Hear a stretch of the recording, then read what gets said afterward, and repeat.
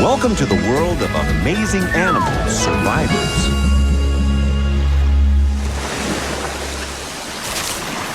Hi, Henry. What's wrong? You look a little nervous. Oh, nothing. I'm just fine. I'm just hanging out, enjoying the view. You wouldn't be up there because of that shark, would you? Oh, no. I just like it up here. It's such a nice view.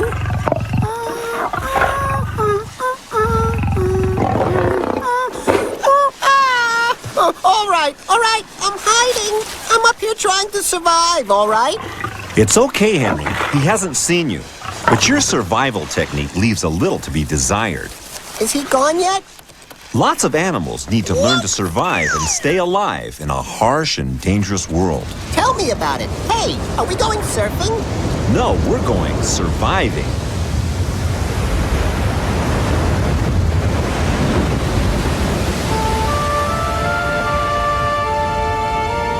It's really tough out there, and animals need strategies to help them survive. There's huge waves, baking deserts, wind, rain, and even bubbling hot lakes. Where's the tea bag? Here in East Africa's Great Rift Valley, these geysers reach up to 120 degrees Fahrenheit. Jacuzzi me! Ooh, that's hot. And dangerous. It should be a problem, but these flamingos use it to their advantage. They can stand these harsh conditions, so here they're safe from predators. It's their strategy for survival. So they like getting into hot water.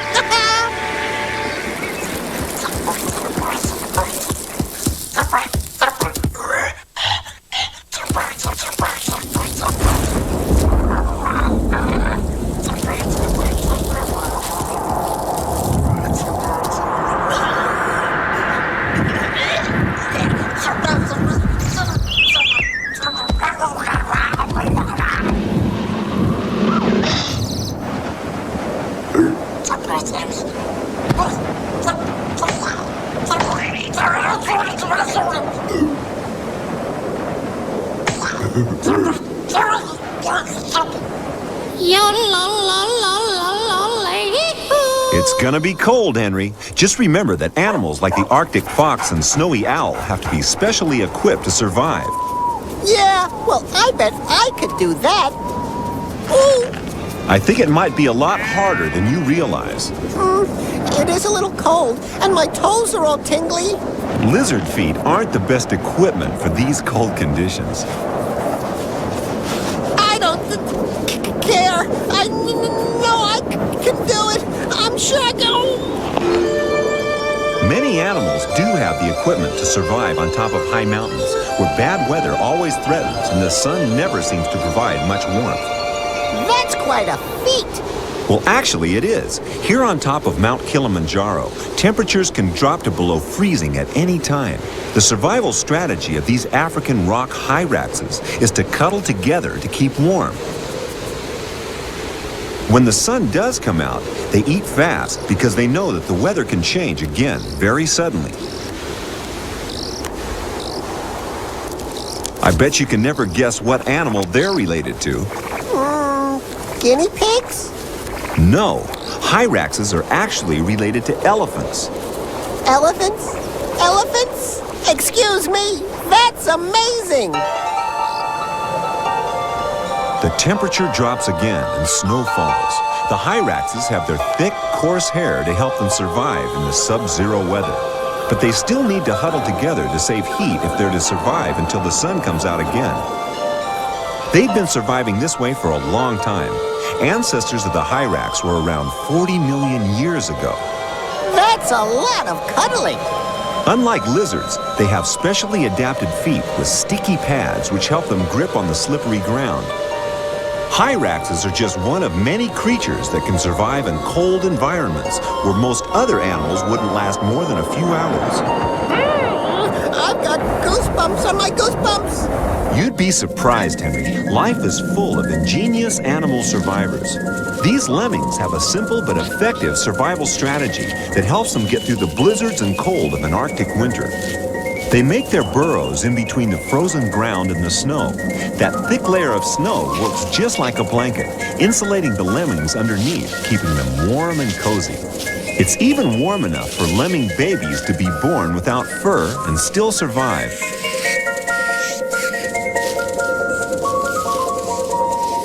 Tundra, sweet tundra.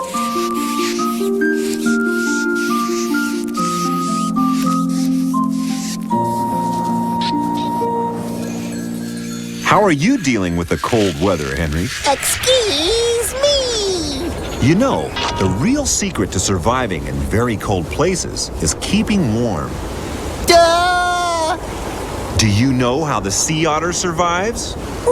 Blubber? No. The sea otter is the only sea mammal that doesn't have an insulating layer of blubber. I did not know that. So how do they survive? Sea otters survive by having the thickest fur coats going, with around 800 million hairs in each one. 800 million? Boy, who counted all of them? Their thick coats trap air for insulation, and they're waterproof too. Essential when you live in Alaska and spend most of your time in the icy water. Is this one on lunch break? Not for long, Henry. There's always a crisis when it comes to surviving in the wild.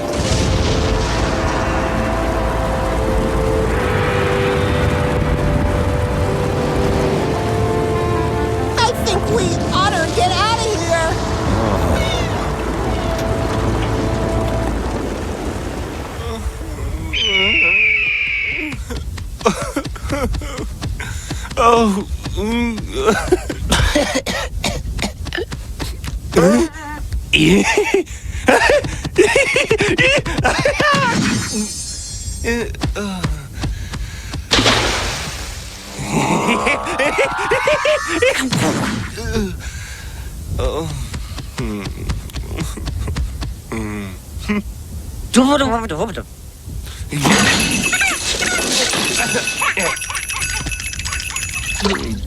Animals have to survive in hot weather too, like the meerkats and this mere lizard. Excuse me, I'm an exceptional lizard. And you're not the only one. These animals have exceptional techniques to survive in places where there's too much sun and too little water. Hot feet? Excuse me, I'm walking here. But this sand's hot. Africa hot. And it's even hotter when you have to slither. Huge areas of the world, like Africa, have hot deserts in them. Like there are cold deserts. There are. A desert is a place with little or no rain. Deserts don't have to be hot. They just need to be dry. Well, this one looks hot, hot, hot. It is. And this sand lizard keeps shuffling from foot to foot, allowing only small parts of its body to touch the scalding hot sand at any one time. That's his technique for surviving the heat. Is that one of those mere fellas? Meerkat, Henry, relatives of the mongoose. Cats? Goose? Make up your mind. Meerkats survive in the desert by living in family groups. They all look out for each other. What do you mean? Look out for each other. I mean just that. Look out. It's this guy's job to keep watch for dangerous predators. Like eagles? Yes. Be careful, little meerkats, or your goose is cooked. Don't worry. The meerkat guard has seen it and warns the whole family. The family that works together survives together. But many desert animals aren't team players. They live on their own and have to survive by using ingenious methods. What's he doing? Handstands? No, fog stands. Huh? This is a fog stand beetle. It's letting the morning mist condense on its shell. Then it angles its body very carefully and lets the water drops run into its mouth. The only moisture any animal can get in the Namibian desert is this early morning dew. Amazing! I couldn't do that.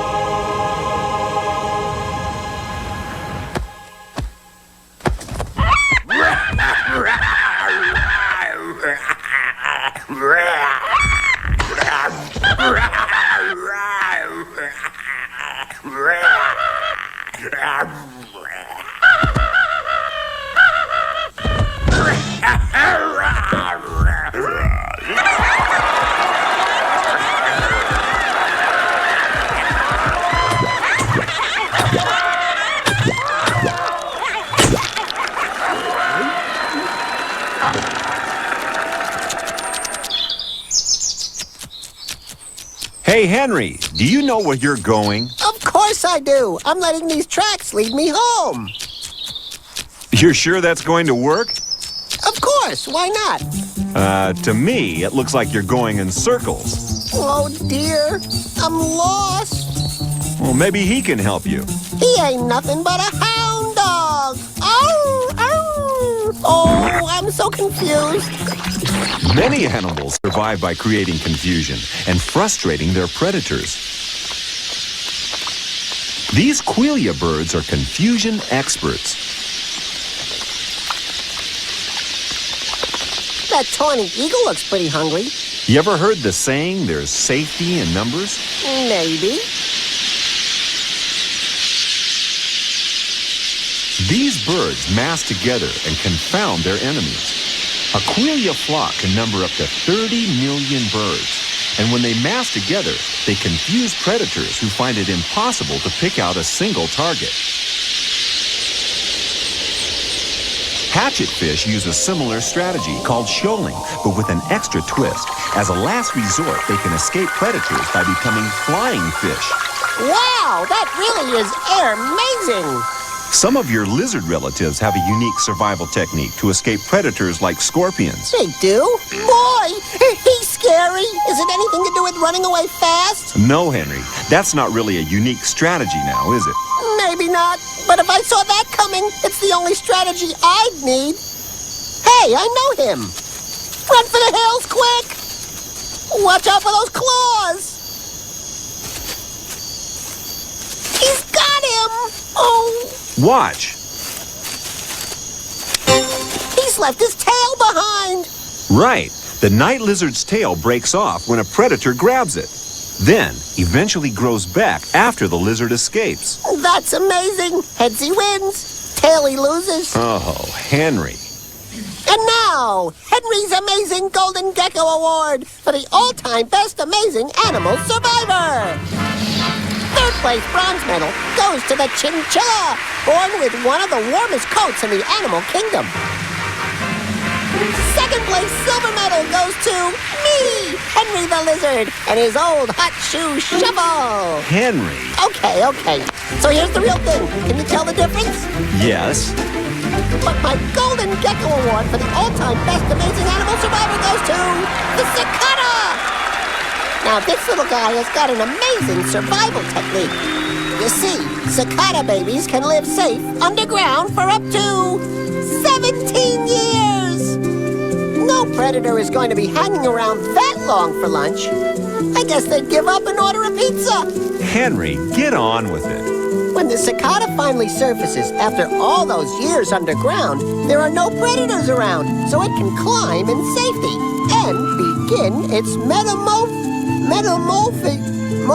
Metamorphosis. Yeah, it gets rid of its larval skin and completes its transformation into an adult cicada. Now it can do what comes naturally. And that is? Sing! That's what you do to attract a mate if you're a cicada. They gotta? That's right. They only spend a few weeks in the big wide world before laying their eggs. The eggs hatch, the new babies burrow into the forest floor and wait there for another 17 years. Now that's what I call patience. Huh?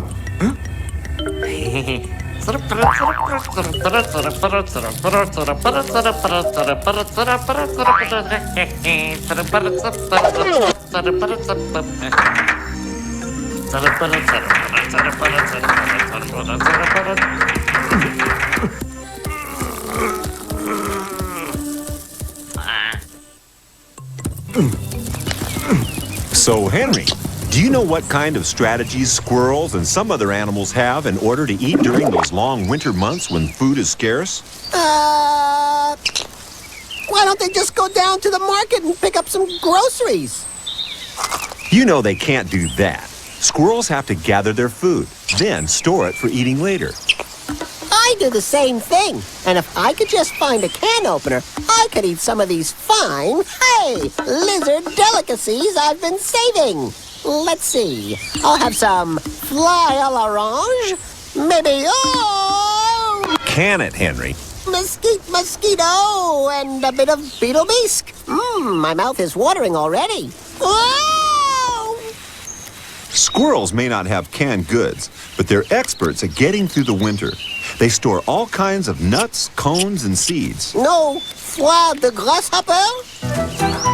No, Henry, but each squirrel can bury hundreds of pine cones for the lean months ahead. Do they remember where they put them? If they don't, they won't live to see another year.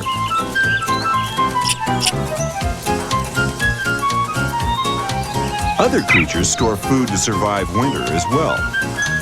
Like this acorn woodpecker. It stashes acorns in the holes it pecks in trees.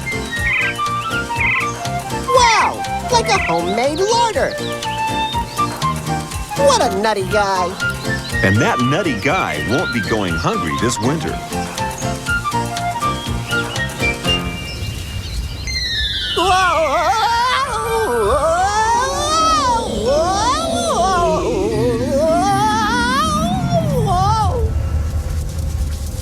This spider is about to become stored food for a wasp. If she can sting and paralyze the spider, she'll be dining on leftovers for ages. Where's she taking it? The wasp is burying its prey, hiding it from other hungry creatures.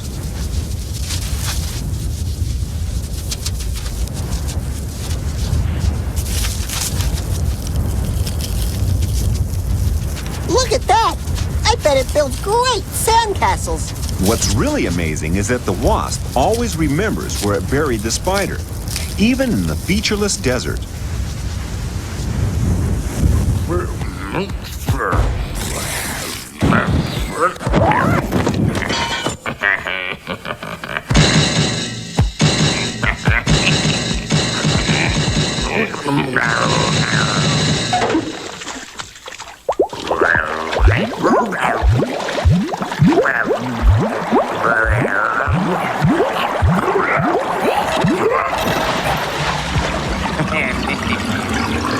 Henry, it's time for your special report. Henry, time for your report. Come here. You are ready, aren't you? No?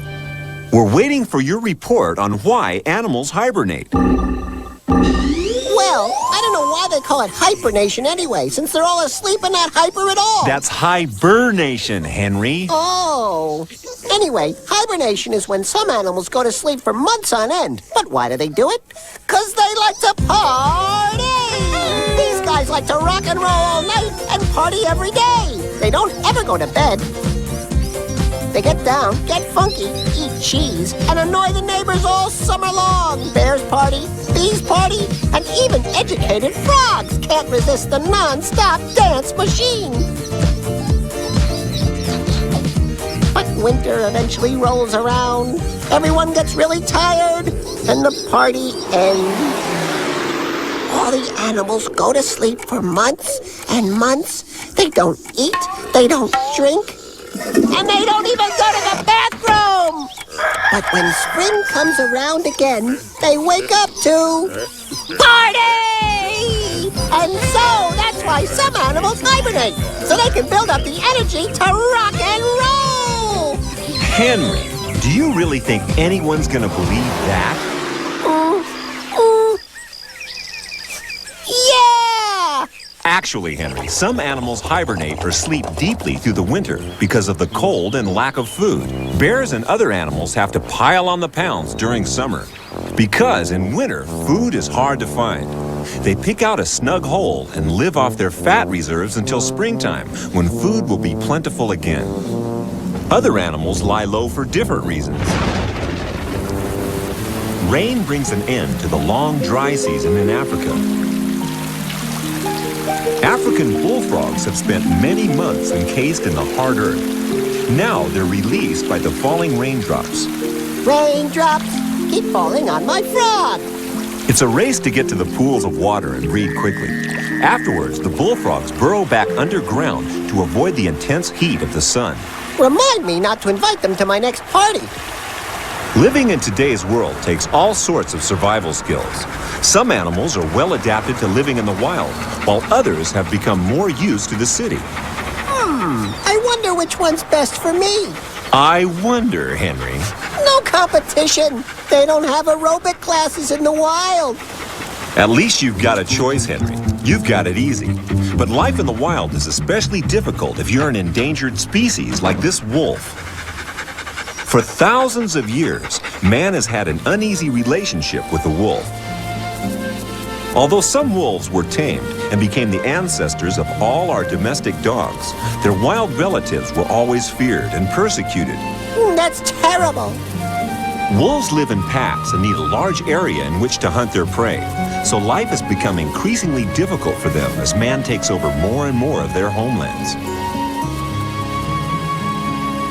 In little over a century, the world's total wolf population that used to number hundreds of thousands, maybe a million, has fallen to fewer than 33,000.